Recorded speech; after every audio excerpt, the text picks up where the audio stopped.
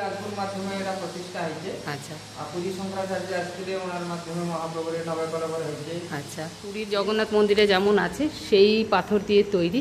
এটা হলো নাগো দরবার, দেখবে সাপের গায়ে। এখানে রাস পূর্ণিমার হয় সমাবেশ হয়। আচ্ছা, উল্টা পথর লাগিছে। আচ্ছা, আচ্ছা, আচ্ছা, জগন্নাথ পুরী ধামে যেই পাথর আছে সেই পাথরের তৈরি করা রয়েছে এখানে বিষ্ণুর।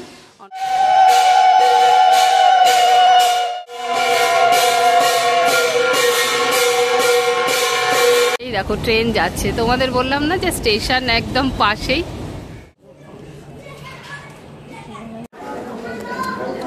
সবচেয়ে ভালো করেছে যে বাটি দিয়েছে।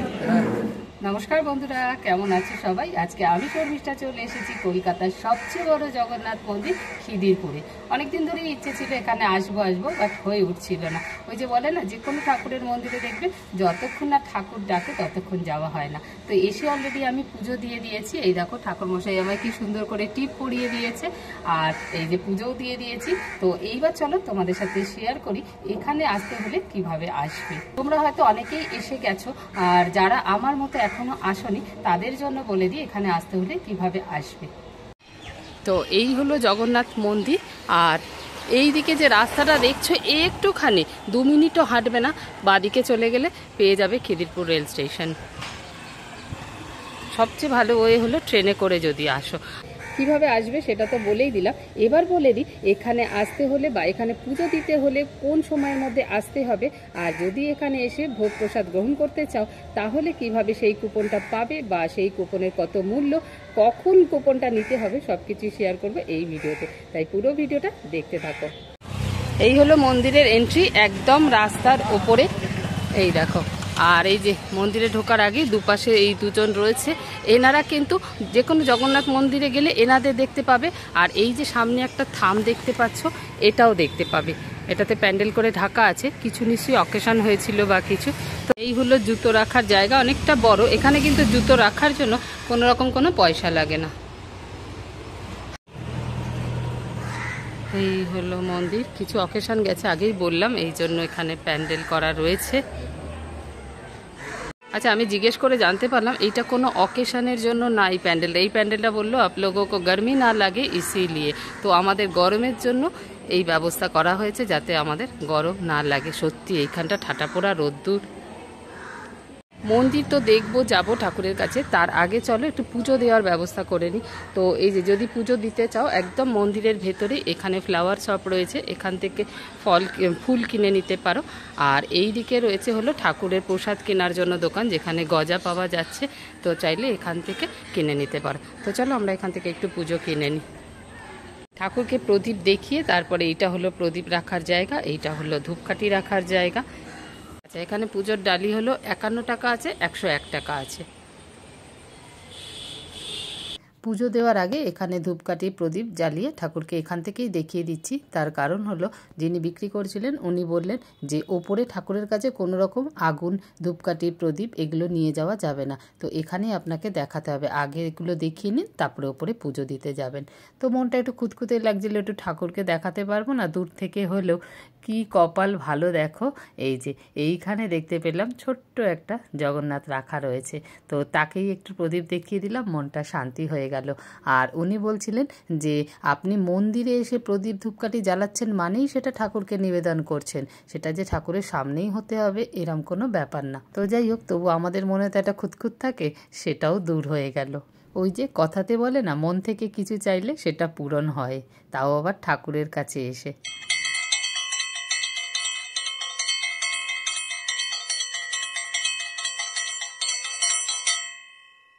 এবার এখান থেকে মালা কিনে নিচ্ছি ঠাকুরের জন্য।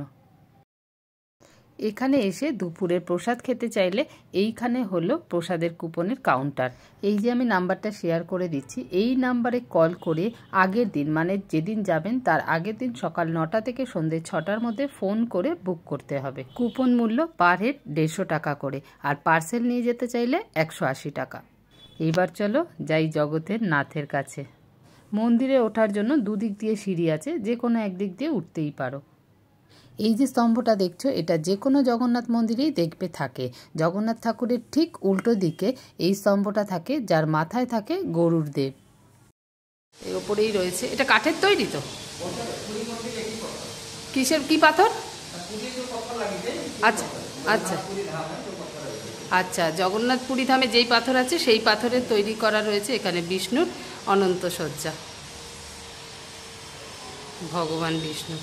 এই হলো আমাদের জগতের নাথ জগন্নাথ দেব, বলরাম দেব আর সুভদ্রা দেবী।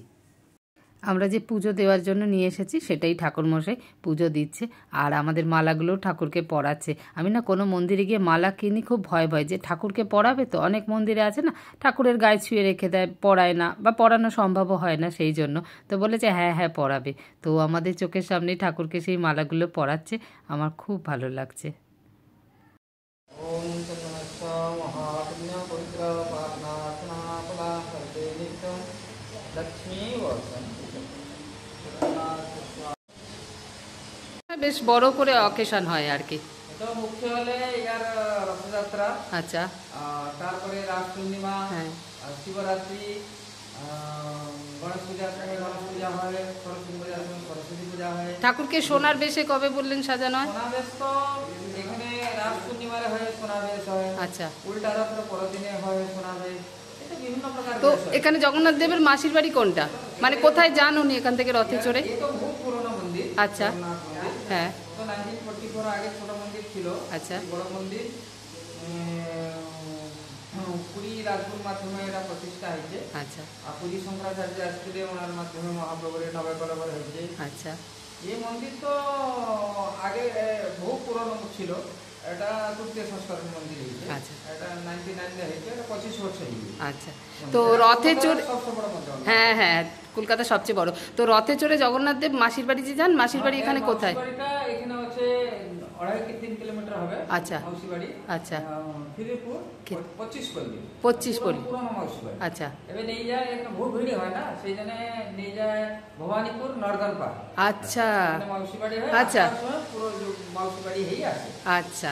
সেখানে ওড়িশা ফেস্টিভ্যাল হয়, বহু ওই 7 দিন ধরে চলে? আগে সেখানে বহু 7 দিন ধরে চলে তখন? সব বহু কিছু হয়। আচ্ছা, তখন এখানে তো খালি থাকে? না না, এখানে তা ঠাকুরের বেদি মন্দিরে তো খালি থাকে। তাহলে কি থাকে তখন? মা লক্ষ্মী থাকে, মা আচ্ছা, থাকে, ওসবই আর যে ভগবান থাকে। আচ্ছা, এই যে পেতলের ঠাকুরগুলো রয়েছে তানারা থাকেন তখন, তাই তো? মদনমোহন, হ্যাঁ। ভূদেবী, শ্রীদেবী, মাধব, বলভদ্র, তখন এনারা এই মতনই থাকেন। এখানে বসিয়েছে। আচ্ছা, বলভদ্র, জগন্নাথ, সুভদ্রা, সুদর্শন, এই সব ধাম হচ্ছে ভূদেবী, শ্রীদেবী, মাধব নেই, সপ্তধাম। আচ্ছা, পুরীর জগন্নাথ মন্দিরের মতো রোজ কি এই মানে মন্দিরের ওপরে চূড়ার পতাকা পাল্টানো হয়? আজকে এই 5টা 5:30টার সময় পতাকাটা উঠে দেখবো। আচ্ছা, ঠাকুরমশাই আছে খুব ভালো, অনেক কিছু বললো, শুনতেই পেলে। তারপরে যেমন দেখালো আমাকে, এইটা দেখো, পুরীর জগন্নাথ মন্দিরে যেমন আছে সেই পাথর দিয়ে তৈরি। এটা হলো নাগ দরবার, দেখবে সাপের গায়ে যেমন থাকে এটা সেরকমই বানানো। এই দেখো, এটা হলো নাগ দরবার। আর ওপরে রয়েছে আমাদের ভগবান বিষ্ণুর অনন্ত শয্যা। এই হলো জগন্নাথ দেবের মেন মন্দির। 3খানা চূড়া দেখতেই পাচ্ছ। আর এই যে ঠাকুরমশাই বললেন ওই যে 3খানা ফ্ল্যাগ দেখছো, এটা প্রত্যেক দিন পাল্টানো হয় 5টা 5:30টার সময়। আচ্ছা, জগন্নাথ ঠাকুরের মন্দির ছাড়াও কিন্তু এখানে পাশে ছোট ছোট অনেক ঠাকুরের মন্দির আছে, চলো সেগুলো এবার দেখে নিই। এইদিকে রয়েছে আরও অনেক মন্দির, গণেশ ঠাকুরের মূর্তি রয়েছে এই মন্দিরের ভেতরে। এখানে রয়েছে সরস্বতী ঠাকুর,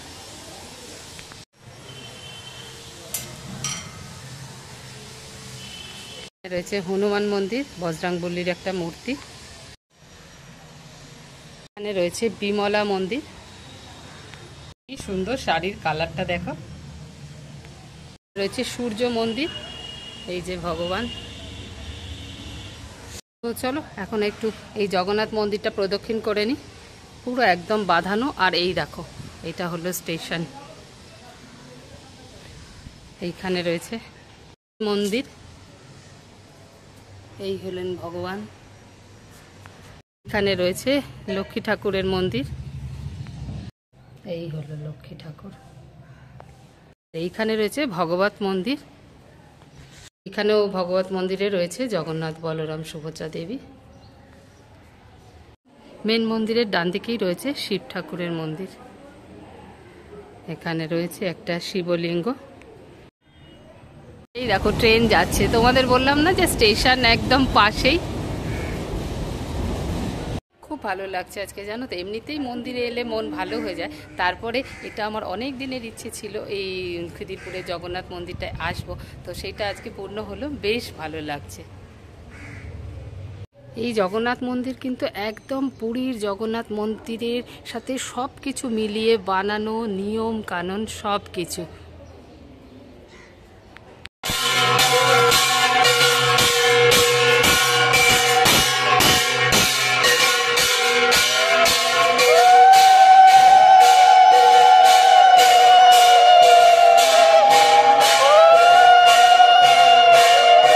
এখন দরজা বন্ধ করে ঠাকুরের ভোগ হচ্ছে। কি সৌভাগ্য আমার হলো আজকে, সাথে তোমাদের সাথেও শেয়ার করতে পারলাম। ঠাকুরের ভোগ নিয়ে আসছিল, ঠাকুরের ভোগ দর্শনেই কিন্তু দুর্ভোগ কাটে। তাই জয় জগন্নাথ বললে কেউ কমেন্ট করতে ভুলো না কিন্তু। এই দেখো, জগন্নাথ মানে স্বয়ং নারায়ণ, তাই জন্য দরজাতে কিন্তু শঙ্খচক্র গদাপদ্ম রয়েছে।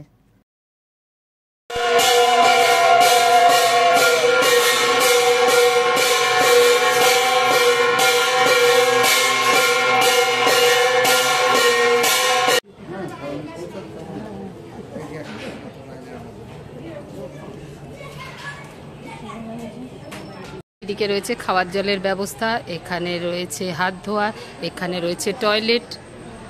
এইদিকে আছে হলো অতিথি ভবন, তোমরা এখানে চাইলে থাকতেই পারো। আমি স্ক্রিনে নাম্বার দিয়ে দিচ্ছি, সেই নাম্বারে কন্ট্যাক্ট করে নেবে। একটা রুম নন এসি 800 টাকা ভাড়া, এসি হলে 1200 টাকা ভাড়া। তো একটা রুমে দুজন তো থাকতেই পারবে, বললো 3 জনও থাকতে পারবে। এইখানে এই যে সব রুমগুলো দেখিয়ে দিয়েছি, কোনো রুমের সাথে অ্যাটাচ বাথরুম আছে, আবার কোনো রুমের সাথে নেই বললো। একটা বিশাল বড় হল ঘর করা আছে, তো এখানে বেশ রেস্ট নিতে পারো, চেয়ার পাতা দেখতে পাচ্ছি, প্রচুর ফ্যান রয়েছে। 1টা বেজে গেছে, মন্দির বন্ধ হয়ে গেছে, আর আমাদের এখন প্রসাদ খাওয়ার জন্য লাইন পড়ে গেছে। চলো, এই যে মন্দিরের গেট বন্ধ হয়ে গেছে, আর মন্দিরের ঠিক পাশে নিচটাতে এইখানেই হলো প্রসাদ খাওয়ানোর ঘর। এই হলো প্রসাদ খাওয়ানোর ঠান্ডা ঘর। ঠান্ডা ঘর এই জন্যই বললাম, এখানে এসি রয়েছে, আর পুরোটাই কিন্তু চেয়ার টেবিলের ব্যবস্থা। ব্যবস্থাপনা কত সুন্দর দেখো, একদম নেমন্তন্ন বাড়ির মতো লেবু, লঙ্কা, নুন দিয়ে গেছে প্রথমেই। এবার চলে এসেছে পোলাও, তারপর এসে গেছে ভাত, ডাল, ধোকার ডালনা আর আলু পটলের একটা তরকারি। তারপর আবার দিয়ে গেল কিছুটা পোলাও, সব কিছুই কিন্তু যাচাই করে, অনেকবার করে আসছে সব কিছু দিতে। এবার এসে গেছে আমের চাটনি, আর সবচেয়ে ভালো যেটা লাগলো সেটা হলো পায়েস দিয়েছে বাটি করে। পায়েস তো একটু লিকুইড হয়, থালায় দিলে খেতে কিন্তু খুব অসুবিধে হয়। আর পায়েসের পরিমাণটা দেখতেই পাচ্ছ কতটা দিয়েছে। তো এই ছিল জগন্নাথ মন্দিরের ভিডিও। আমার মনে হয় আমি তোমাদের সাথে সবটাই শেয়ার করতে পেরেছি, কিভাবে এখানে আসবে, কখন এলে পুজো দিতে পারবে, কিভাবে পুজো দেবে, আর ভোগ প্রসাদী বা কীভাবে পাবে। তো যদি ভিডিওটা ভালো লেগে থাকে তাহলে একটা লাইক করে দিও, আর সাবস্ক্রাইব করে আমার পাশে থাকার অনুরোধ রইল। দেখা হচ্ছে অন্য কোনো ভিডিওতে, ততক্ষণের জন্য বাই বাই।